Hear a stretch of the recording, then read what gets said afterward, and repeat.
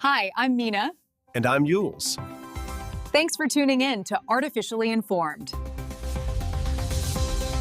Welcome to the deep dive. We're here to cut through, well, frankly, the chaos of the daily news cycle. It really does feel chaotic sometimes, doesn't it? Almost like Cold War vibes, mixed with these huge tech jumps and shifting alliances everywhere you look. Exactly. If that sounds familiar, you are definitely in the right place for your custom analysis, sorting through it all. And the sources today are, Wow. all over the map. Yeah. We're talking European security, nuclear plant safety concerns, which is frankly terrifying. Then jumping straight to Wall Street, $500 billion AI companies, which is mind-boggling in a different way. Right. And then we lift our gaze even higher fusion energy breakthroughs, hints of life's building blocks on icy moons. It's a lot. So that's our mission for this deep dive. Take this huge stack of intel, geopolitics, tech, climate, space, and boil it down. Synthesize what's crucial. Connect the dots for you. We really want to focus on the why it matters part so you leave with a clearer picture. A balanced perspective on a world that just won't slow down. Ready to jump in? Let's do it. Okay, let's start in Europe. Things feel tense. Danish Prime Minister Mette Frederiksen used some really strong language recently. She did. Stark warnings. Basically saying Russia is waging a full-blown hybrid war against Europe right now. We hear that term hybrid war thrown around a lot. But what does it actually mean on the ground? For Denmark, for example, what are they seeing? It's crucial to understand it's not just one thing. Think of it as maybe three fronts working together. Okay. First, there's the traditional military stuff, posturing, exercises near borders, but often done in ways that are maybe ambiguous or they can deny it. Plausible deniability. Exactly. Second, you have the cyber front. Really sophisticated attacks aimed at critical infrastructure. Think power grids, banking systems, government networks. Disruptive. Highly disruptive. And third, maybe the trickiest one, is massive disinformation campaigns. State-sponsored stuff designed to sow discord, erode trust in institutions, create social friction within European countries. Trying to weaken them from the inside. Precisely. Frederiksen was blunt. She apparently characterized the current situation as the most dangerous Europe has faced since World War II. That's heavy. Wow. And it's not just theoretical warnings, right? There have been actual incidents near Danish territory. Drones? Yeah, concrete examples. Multiple drone incursions recently near Danish military sites. That's a classic hybrid tactics. Low level, annoying, hard to pin down, definitive in the moment. Was it Russia? Was it someone else? Creates uncertainty. And what was the practical effect? Pretty significant, actually. Copenhagen Airport had to install a special high-speed radar system just to deal with these unidentified drones. Just for the drones? Specifically for them, yes. Because they were disrupting civilian air traffic, getting too close to sensitive areas. It shows how easily these tactics can mess with everyday life and complex civil-military operations. And it seems to be highlighting cracks in the European response, doesn't it? Different leaders, different ideas on how to react. Absolutely. Yeah. Which, arguably plays right into the hybrid strategy itself. If the response isn't unified, the aggressor gains an advantage. So who's saying what? Well, you've got French President Emmanuel Macron pushing for a much firmer stance, maybe even, more aggressive. How aggressive? He actually mentioned the possibility of downing a Russian fighter jet if it intruded significantly into French-controlled airspace or got too close to NATO assets in international waters. That's a serious escalation marker. Definitely. And who's on the other side of that argument? Italian Prime Minister Giorgia Meloni is urging more caution, a more measured response. Her concern is avoiding what she called unwanted provocations. Basically, don't give Russia an excuse to escalate kinetically. So a real strategic divide there. And this hybrid conflict isn't just staying on land or in the air, is it? It's moved to the seas. This is a really interesting and potentially escalatory development. Macron announced French troops boarded an oil tanker. Boarded it, like military action. Yes, boarded and presumably searched it. The suspicion was that this tanker was part of Russia's shadow fleet. Okay, explain the shadow fleet. What is that? It's basically a collection of older tankers, often operating with flags of convenience, obscure ownership structures, and, crucially, without a standard Western insurance or following all the usual maritime regulations. Why? To get around sanctions. Exactly. It's Russia's primary way of continuing to export its oil despite Western sanctions designed to cut off that revenue stream. By using these ships, they can bypass many of the financial and insurance restrictions. So the French boarding action, that's a big deal. It's huge, even if it's legally justifiable under, say, anti-smuggling rules or sanctions enforcement. It's a direct physical challenge to Russia's economic lifeline. It's taking the conflict into the commercial maritime sphere. It signals that the EU, or at least France, sees this fleet not just as rule-bending, but as an active part of the hybrid threat, a tool of statecraft to be countered. Precisely.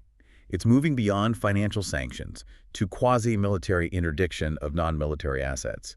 It really shifts the front line. It sets a precedent, too, for how international law might be stretched or interpreted in this kind of gray zone conflict. Absolutely. We'll be watching how Russia reacts and if other nations follow France's lead. Okay. Staying with escalating risks, maybe the most frightening aspect is the nuclear vulnerability in Ukraine. The reports are just chilling. They really are, and it needs constant attention. We saw more critical incidents just recently. On October 1st, 2025, Russian airstrikes reportedly knocked out power to the Chernobyl site. Chernobyl. But it's defunct, isn't it? The reactors aren't operating? No. But there's a massive amount of spent nuclear fuel still stored there. And that fuel needs constant cooling if the cooling systems lose power. Things overheat badly. Very badly. A loss of cooling could, potentially, lead to a release of radioactive materials. Even from a non-operating plant, the waste is incredibly dangerous. And the situation at Zaporizhia, the ZNPP, Europe's biggest nuclear plant, still under Russian control, that seems even more precarious. It's a constant crisis, honestly. The plant lost all external power again. For the 10th time since the full-scale invasion began, specifically noted since September 23rd. The 10th time. How are they keeping it safe? They're relying entirely on their backup emergency diesel generators, the EDGs. And those are, they're backups for a reason, right? Not meant for long-term use. Exactly. They're the last resort, designed to run for maybe a few days, a week at most, assuming you have enough fuel, relying on them repeatedly for extended periods while the external power lines keep getting damaged by fighting. It's incredibly risky. Why is it so dangerous? Just spell it out. It's basic physics, really. The reactor cores, even when shut down, still generate residual heat. And the spent fuel pools nearby also contain intensely radioactive material that needs constant cooling. So the EDGs power the cooling pumps? Correct. If the EDGs run out of fuel or fail for any reason, those pumps stop. The water cooling the fuel heats up, boils away. If the fuel rods get exposed to air, they melt. The cladding fails, and you get a potentially catastrophic release of radiation. It's that simple and that terrifying. Has the International Atomic Energy Agency, the IAEA, weighed in? Oh, yes. Director General Rafael Grossi has been very vocal. He's stressed repeatedly that this situation, losing external power so often and relying on EDGs for so long, is completely unprecedented in the history of nuclear power. Unprecedented. And deeply unsafe. But the ongoing fighting makes it incredibly difficult to reliably restore and maintain those external power lines. It's a knife edge. Okay, let's shift from the immediate physical danger to the financial side of this conflict. The EU is wrestling with how to keep funding Ukraine, right? And Russian assets are part of the plan. Yes, there's a major proposal on the table. The idea is to use frozen Russian state assets. Estimates are around $200 billion, mostly held in Europe as collateral. Collateral for what? For a huge loan package to Ukraine, something like $140 billion. This would be for long-term reconstruction, ongoing military support, that kind of thing. How would that work, using frozen assets as collateral? The thinking is that the interest generated by these frozen assets, because they're often held in securities that still earn interest, could be used to pay the interest on the loan to Ukraine. So in theory, it wouldn't cost EU taxpayers directly. In theory. But is everyone convinced? I saw reports, like in Le Monde, suggesting a lot of skepticism. Huge skepticism, for a couple of reasons. First, there's the question of whether Ukraine, given the war's devastation, could realistically repay a $140 billion loan, even over the long term. That's a massive debt burden. A big risk for the EU if Ukraine defaults. A very big risk. But maybe the deeper concern is the legal precedent. Seizing or even just using the interest from sovereign state assets, that's highly controversial under international law. Challenges the whole idea of sovereign immunity and asset protection. Exactly. It could open the door to decades of lawsuits from Russia, retaliation against Western assets held elsewhere. It's legally very murky territory. And there's internal friction within the EU about this too, isn't there, because of where these assets are actually held? Right. The vast majority apparently are held by a financial services company called Euroclear, which is based in Belgium. Ah, so Belgium is suddenly in the hot seat. Very much so. The Belgian Prime Minister, Bart de Wever, is being quite vocal. He's essentially demanding strong legal and financial guarantees from the other EU countries before Belgium takes any action. He's saying, we're holding the money, but we're not taking the fall if this goes sideways. That's pretty much it. He wants assurances that if Russia retaliates, or if there are massive legal costs, the burden will be shared across the EU, not just fall on Belgium because Euroclear is located there. He had a quote about it, didn't he? Something about coalitions. Yes, quite a sharp one. He noted the shift in Brussels from what he called the coalition of the willing, everyone eager to show political support for Ukraine, to now figuring out the coalition of the bill. Slight chuckle, ouch. But it captures the dilemma perfectly. Who actually pays when the geopolitical rubber meets the financial road? A very pointed way to put it. It highlights the shift from political statements to hard financial liabilities. Okay, from that friction, let's pivot to a moment of maybe unexpected dialogue. U.S.-Russia talks about the Arctic after everything we've just discussed. It seems counterintuitive, doesn't it? No. But geopolitics is rarely straightforward. Following a recent summit in Anchorage, Alaska, between U.S. President Donald Trump and Russian President Vladimir Putin. President Trump, right? Yes, President Trump. Both leaders came out highlighting potential areas for cooperation, specifically in the Arctic, mostly around energy development and shipping routes. Why would the U.S. under President Trump, especially now, be looking for Arctic cooperation with Putin's Russia? What's the angle? The reporting suggests the main driver is China. Counterbalancing China. Exactly. The U.S. sees China making significant inroads in the Arctic investments, scientific missions, asserting itself as a near-Arctic state. So, engaging with Russia, the dominant Arctic power geographically, might be seen as a way to manage or limit China's growing influence in the region. As sort of the enemy of my frenemy situation? Perhaps. It's about ensuring the U.S. has a strong voice and presence as those Arctic resources and sea routes become more accessible due to climate change. It's strategic real estate opening up. And what's in it for Russia? Why cooperate with the U.S. there? Russia desperately wants to develop and monetize the Northern Sea Route, the NSR, which runs along its northern coast.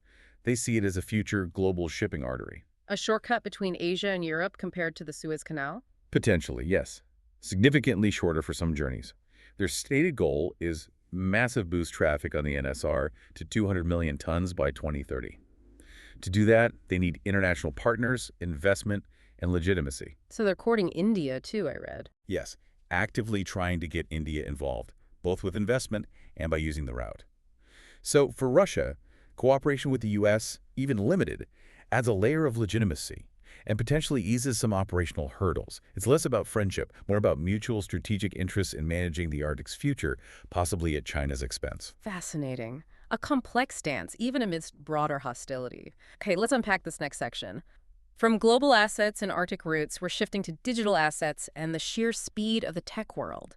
It feels like it's creating new fault lines almost daily, especially around AI. The pace is just breathtaking, isn't it? Look at OpenAI. They just hit a valuation of $500 billion. $500 billion. $500 billion. How? A new share sale, reportedly $6.6 billion, with major investors like SoftBank jumping in. That valuation officially makes OpenAI the most valuable private company in the world. More valuable than SpaceX. Yep. Overtook SpaceX, which held that title for a long time. It shows the immense perceived value and maybe hype around generative AI right now. Built on algorithms and data. And they're not resting on their laurels, are they? They're pushing into consumer apps now. Immediately, they've launched the Sora app. It's being positioned explicitly as a rival to TikTok. Using their video generation AI. Exactly. The Sora 2 model. It takes text prompts and generates hyper-realistic video clips. The demos show synchronized dialogue, complex scenes, sound effects, potentially requiring very little traditional filming or editing. So AI moving from a tool to basically a content factory for social media. That seems to be the direction, aiming to shape media consumption, potentially displacing user-generated content with AI-generated content on a massive scale. And speaking of astronomical valuations, we have to mention Elon Musk hitting a new milestone. The world's first half-trillionaire. His personal net worth crossed the $500 billion mark. How did that happen so quickly? Tesla. Mostly Tesla's stock performance and recent sales figures. They delivered a huge number of vehicles in the last quarter, nearly 497,000. Why the sudden surge? A big factor seems to have been a rush by buyers in the U.S. to get their cars before certain federal electric vehicle, or EV, tax credits expired. Ah, so pulling future demand forward, perhaps. Potentially, yeah. It gave a massive boost to the Q3 numbers and the stock price, cementing Musk's position at the very top of the wealth pyramid. It's an unprecedented concentration of capital tied to transformative technologies. And that concentration, that power, it's causing friction, especially where AI intersects with established industries like Hollywood, this battle over generative AI and creativity. It's getting really heated. It strikes at the core of what creative work even means. The flashpoint recently was Tilly Norwood. The AI actress. Right. Created by a startup called Particle 6. They claim she's meant to enhance creativity, maybe fill certain roles, offer alternatives. But human actors aren't seeing it that way. Not surprisingly, no. Big names like Whoopi Goldberg, Emily Blunt, they've spoken out very forcefully. The fear is obvious. AI actors replacing humans, especially in supporting roles or voice work, undermining careers. And the union, SAG-AFTRA, the Screen Actors Guild American Federation of Television and Radio Artists. They're taking a very strong stand. Their message is clear. Creativity must remain human-centered. They're fighting for protections around digital replicas, likeness rights, and ensuring AI doesn't erode the existing payment structures, like residuals. It's an existential fight for them, really. It feels like it. Yeah. At the same time, the big studios, the traditional intellectual property holders, they're fighting their own battle, protecting their characters and stories from being used by AI platforms. Like the Disney situation. Exactly. The Walt Disney Company sent a cease and desist letter to Character.ai. What does Character.ai do? It's a platform where users can create and chat with AI bots based on famous characters from books, movies, history, whatever. Disney's argument is that Character.ai is using its famous characters, Mickey Mouse, Elsa, whoever, without permission. Infringing copyright. Copyright infringement, yes, but also what Disney calls free riding, essentially profiting from the massive brand recognition and goodwill Disney spent decades building without paying for it. So Disney's drawing a legal line in the sand. You can't train your AI or build your service on our valuable IP without a license. That's the message. It's a major pushback to assert control over how established characters and narratives are used in this new generative AI landscape, a crucial legal battle to watch. And the fuel for all this AI, the training data, it often comes from us. Which brings us to this Eufy Anker model, paying users for video footage. Yeah, this one raises some serious ethical questions. Anker's smart home brand, Eufy, which makes security cameras and video doorbells. I know the brand. They're now offering users actual money payment if they voluntarily agree to share video clips from their cameras. Share them with Eufy. For what purpose? To train Eufy's own AI algorithms. The stated goal is to improve the AI's ability to detect objects, people, packages, animals, cars, and reduce false motion alerts. Make the product better using real-world data. Real-world data being recordings from inside and around people's homes. Precisely. Arguably the most private, sensitive video data imaginable. Unfiltered, unedited views of personal life. Why is that data so valuable for AI training compared to, say, stuff scraped from the web? Because it's messy. Real life isn't clean data. Home security footage has terrible lighting sometimes, rain, weird angles, pets walking by, unexpected things happening. That messiness is exactly what AI needs to learn from to become truly robust and reliable in the actual world, not just in live conditions. So they're paying for access to the unpredictable reality of our homes. Essentially, yes. Eufy says that data is anonymized and handled securely, but it opens up this whole debate. Are we comfortable monetizing our own surveillance feeds? Is the payment worth the potential privacy erosion? Granting a company access, even anonymized, to recordings from inside your home, that's a big step. It feels like a fundamental shift in the relationship between users and tech companies, paying us for the data we generate to make their products smarter. It's a trend we're likely to see more of. The ethics around it are still being figured out. And what happens when the AI trained on all this data gets things wrong? This issue of AI hallucination. It's still a major hurdle for these large language models like ChatGPT. A former OpenAI researcher recently offered some insight, suggesting we should maybe stop using the word hallucination. Why? What's wrong with hallucination? Because it implies the AI is seeing or perceiving something that isn't there, like a human hallucination. The researcher argued a better, more clinical term is confabulation. Confabulation, like in psychology, making up memories. Sort of. In the AI context, it means the model isn't seeing wrongly, it's constructing an answer. It draws on the patterns and structures of language it learned from its training data and it logically fabricates information that sounds plausible, fits the pattern, but has no factual basis in reality. So it's not an error in perception, it's an error in generation. It's making stuff up confidently because it sounds right linguistically. Exactly. It follows the rules of language to create something fluent and convincing, but factually incorrect. That almost sounds more dangerous. Slight chuckle, like a really convincing liar. It can be. The researcher warned about users falling into a delusional spiral where they start trusting these fabricated answers, especially if the prompts are complex or unusual. Is there a link between complex questions and getting wrong answers? Apparently, yes. The analysis found a correlation. The more complex or nuanced the prompt, the higher the chance the AI might confabulate, amplifying inaccuracies. Which makes using these tools in high-stakes areas really risky. Absolutely critical. Think about healthcare. An AI confabulating a diagnosis or treatment plan, or, in law, an AI inventing legal precedents or case details.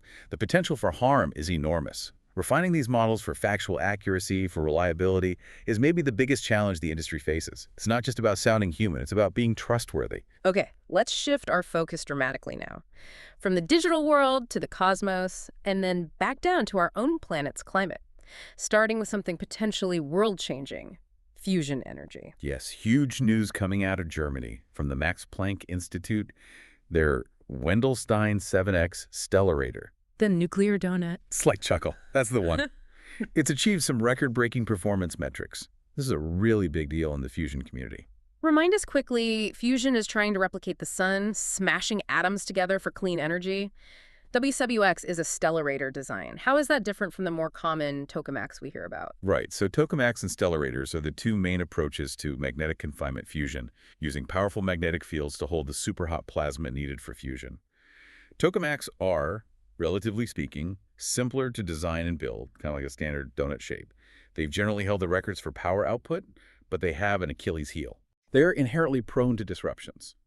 The plasma isn't perfectly stable. It requires constant active control to keep it contained. Stellarators, like W7X, are geometrically way more complex. That twisted, curler-like donut shape? Exactly. Much harder to engineer and build precisely. But the theory has always been that their complex, twisted magnetic fields should confine the plasma much more stably, allowing for continuous steady-state operation, which is the ultimate goal for a power plant. So tokamaks are maybe more powerful bursts, stellarators potentially better for continuous running. That's the hope. Yeah. And this breakthrough at W7X is so significant because it showed their stellarator could achieve performance levels, things like plasma density, temperature, and confinement time combined, that are now comparable to what advanced tokamaks can do. It validates the incredibly complex stellarator design as a viable path forward. Precisely. It confirms that this alternative, potentially more stable approach works in practice, not just in theory. It gives the global fusion effort more than one horse in the race, which is crucial for such a challenging long-term goal. A really exciting development. Definitely. Okay, moving further out. The search for life beyond Earth. Saturn's moon, Enceladus, keeps getting more interesting. It really does. Yeah. New analysis digging back into data from the Cassini spacecraft mission that ended a few years ago, it's revealed something remarkable. What did they find? Enceladus isn't just spraying water ice out from its subsurface ocean through those famous plumes. It's spraying complex organic molecules. Not just simple methane, but complex stuff. Complex hydrocarbons. These are significantly more complex molecules. Consider the fundamental building blocks of life as we know it. Amino acids are built from these kinds of structures. Wow. And where are they thought to be coming from? The strong implication is active geological processes deep within Enceladus. Likely powerful hydrothermal vents on the floor of its hidden ocean, operating beneath that thick ice shell. Similar to vents on Earth's ocean floors, where life thrives without sunlight. So an environment with liquid water, energy from vents, and now complex organic building blocks. Enceladus is looking more and more like a prime candidate for extraterrestrial life in our own solar system. And arguably one of the top candidates now, yes. Extremely compelling. And then we have discoveries even further afield, rogue planets, ones just wandering interstellar space. Yeah, this is pretty weird. Astronomers using the Very Large Telescope, the VLT, down in Chile, they spotted an object designated CHA 11077627. It seems to be an exoplanet, but it's not orbiting any star. It's just drifting. A free-floating planet. We knew those existed, right? We did, but this one is doing something strange. It appears to be actively accreting or gobbling up enormous amounts of gas and dust directly from the interstellar medium. Eating space dust. How much? The estimate is around 6 billion tons per second. 6 billion tons a second. For a planet with no star. How is that possible? Don't planets usually clear out their surroundings? That's the puzzle. Conventional models suggest planet formation happens within a protoplanetary disk around a star, and planets tend to clear their orbital path. A rogue planet, adrift for potentially billions of years, shouldn't really be actively growing like this. So what does it mean? It raises really fundamental questions about how planets might form or grow outside the normal star system environment. Could some planets undergo a kind of secondary growth phase much later in their lives, just by drifting through dense gas clouds? It challenges our assumptions. A real cosmic mystery. Okay, back closer to home, but still in space. Asteroids. Should we be panicking about any specific near-term threats? Chuckles. No need to panic today, but there was an interesting study about asteroids orbiting near Venus. Near Venus, not near Earth. Their orbits are primarily closer to the sun, near Venus. The issue is that they're very hard to spot from Earth because you have to look towards the sun into the glare. They're described as nearly invisible to us. So what's the concern? The concern isn't immediate. It's very long-term. Over millions of years, gravitational nudges from Venus, Earth, and other planets could potentially perturb their orbits, possibly shifting them onto paths that could eventually pose a threat to Earth. So it's about identifying potential future risks, not an imminent impact. Exactly. It underscores why we need continuous, comprehensive sky surveys, looking in all directions, including towards the sun, to catalog everything out there. Planetary defense requires constant vigilance.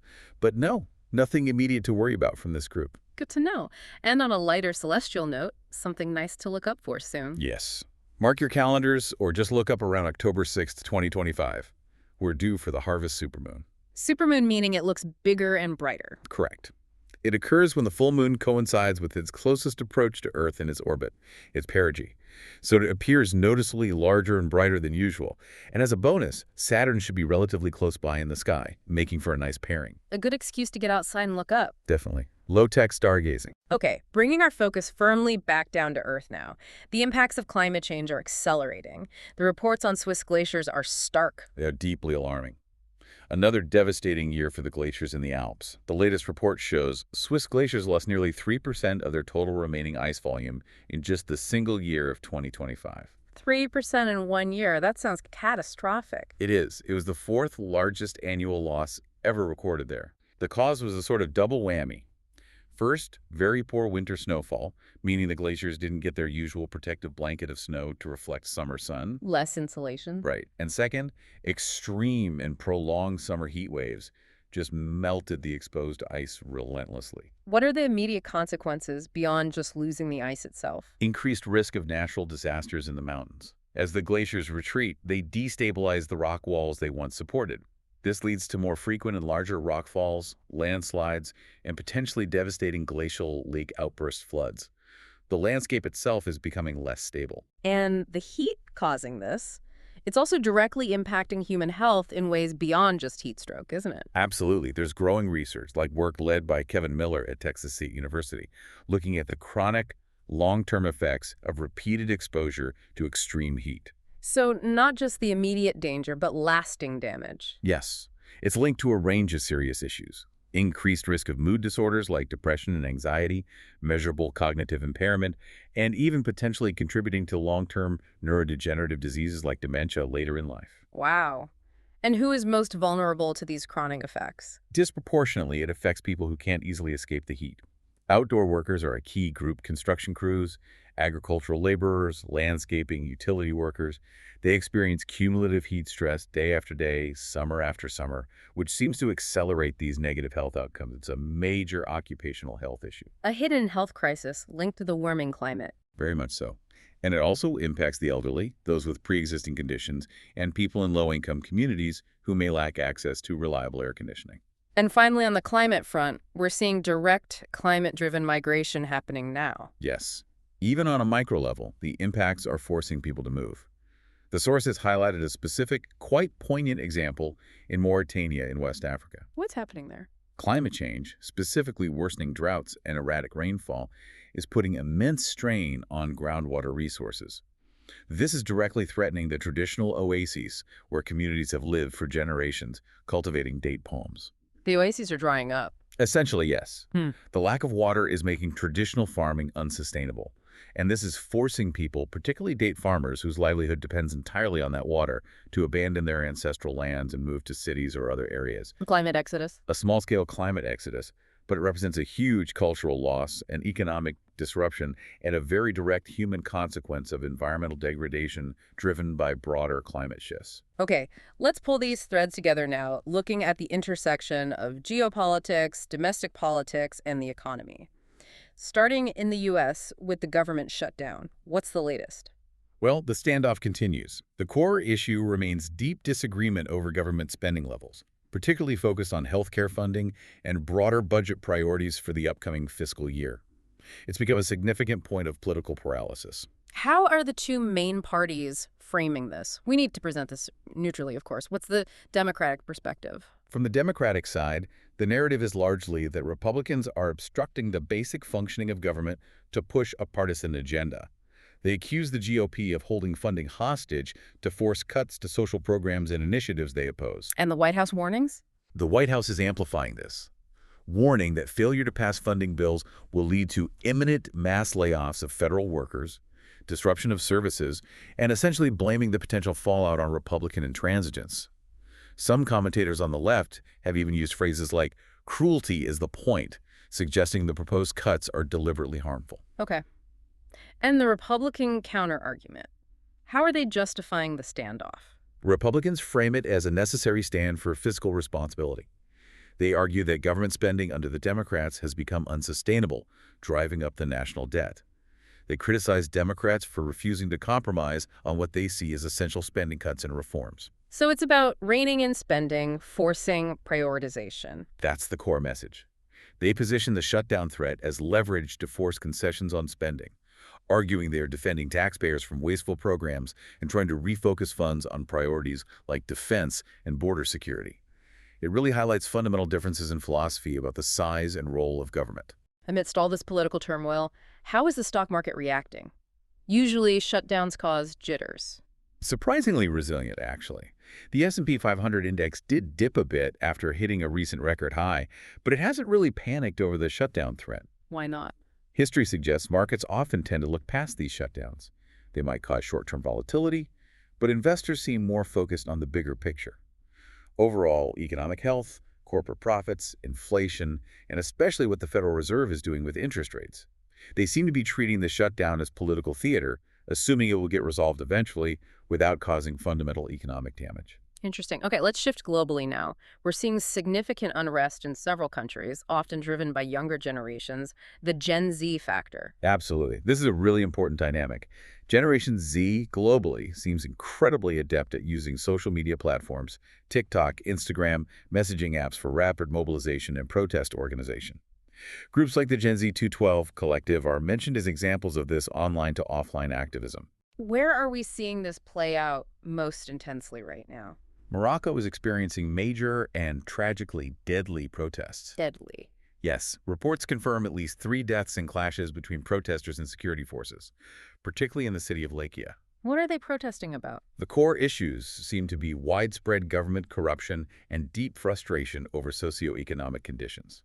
A major flashpoint is government spending priorities. How so? Protesters are furious that billions are being allocated to build and upgrade stadiums for the upcoming 2030 FIFA World Cup, which Morocco is co-hosting. While basic services are lacking. Exactly. They see money poured into vanity projects while hospitals are underfunded, schools are crumbling, and jobs are scarce.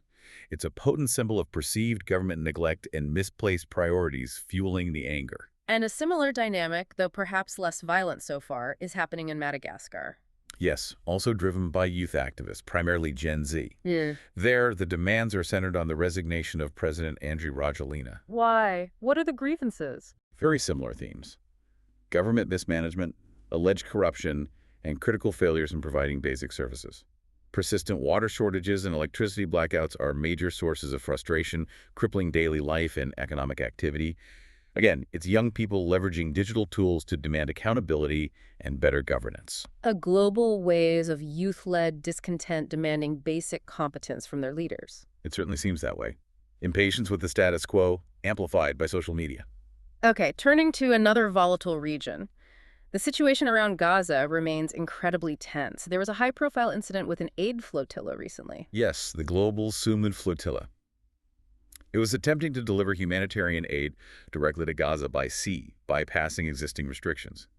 Israeli naval forces intercepted the vessels. What made this interception grab so many headlines? The presence of Greta Thunberg, the prominent Swedish climate activist, among those on board and subsequently detained by Israeli authorities. Her involvement immediately internationalized it. Massively. It instantly drew global media attention and shifted the focus, linking the humanitarian situation in Gaza with broader global activism around human rights and international law. It highlighted how seemingly separate issues can intersect on the world stage. And politically within Gaza, what's the status of any potential ceasefire? Is there any movement? Not currently, no. The military leadership of Hamas within Gaza explicitly rejected the most recent ceasefire proposal. This particular plan, reportedly put forward with U.S. backing under President Trump's administration. What were the sticking points? The core conditions Hamas rejected were stipulations that they would have to completely disarm their military wing and withdraw entirely from any governing role in Gaza. Those are huge concessions. Absolutely. Hamas leadership deemed them unacceptable preconditions. So, unfortunately, the conflict dynamics remain largely unchanged, with no clear path to de-escalation based on that proposal. Finally, let's look at a specific, tragic incident of localized violence that had national repercussions in the UK. The attack in Manchester. Yes, a deeply disturbing event. Authorities are treating it as a terrorist attack. It happened outside the Heaton Park Hebrew Congregation Synagogue in North Manchester, UK, during the observance of Yom Kippur, a very holy day in Judaism. What happened? Reports indicate a combined car and knife attack targeting people near the synagogue, resulting in the deaths of 2 individuals. A horrific crime. And a political reaction. Immediate and strong. Prime Minister Keir Starmer cut short his attendance at that security summit in Denmark we mentioned earlier. He returned to the UK immediately, condemning the attack and pledging significantly enhanced security measures around synagogues and other religious institutions nationwide. A somber reminder of ongoing security threats. And related to security and public trust in the UK, the fallout continues over police misconduct. Yes, the Metropolitan Police in London are still dealing with the repercussions of that recent BBC Panorama investigation. It exposed what was described as reprehensible behavior, racism, misogyny, bullying, primarily centered at the Charing Cross police station. Has anyone taken responsibility? The Met Commissioner, Sir Mark Rowley, did issue a public apology for the conduct revealed in the report. However, he has firmly refused calls for his resignation. What's his reasoning for staying? He states he's committed to leading the necessary reforms within the force. Interestingly, he also framed some of his critics as pushing a harmful agenda aimed at undermining the police, suggesting deep internal resistance or defensiveness against external criticism while trying to implement change. It highlights the immense challenge of reforming large, entrenched institutions. Wow. We have covered an immense amount of ground today. From the complexities of hybrid warfare in Europe and that critical situation at the Zaporizhzhia nuclear plant. 10th time losing power. Right, a terrifying prospect. Then jumping to OpenAI hitting that $500 billion valuation, the rise of AI actors like Tilly Norwood sparking debates in Hollywood, while giants like Disney fight to protect their traditional IP. We saw breakthroughs suggesting fusion energy might be viable through stellarators, found complex organic molecules on Enceladus. Hints of life's building blocks, while simultaneously grappling with melting glaciers here on Earth and the chronic health impacts of extreme heat. The goal here was to give you that context, connect those dots. So when you see tomorrow's headlines about the Arctic or AI ethics or unrest in Morocco, you have a deeper understanding of the forces at play. Understanding everything from the nuances of stellarator physics to the risks of AI confabulation to the drivers behind Gen Z protests, it's about equipping you for those crucial global conversations. Which brings us to a final thought to leave you with. We talked about Generation Z in places like Morocco and Madagascar, using digital tools like TikTok and Instagram as weapons of protest, fighting for basic services against entrenched power. Tools for rebellion, for connection, for demanding change. At the exact same time, we see these incredibly wealthy tech companies, the half-trillion-dollar giants, perfecting AI tools like Sora to generate hyper-realistic content, digital actors, designed to capture attention, shape narratives, and dominate the very digital spaces Gen Z uses. So the provocative question is, what happens next?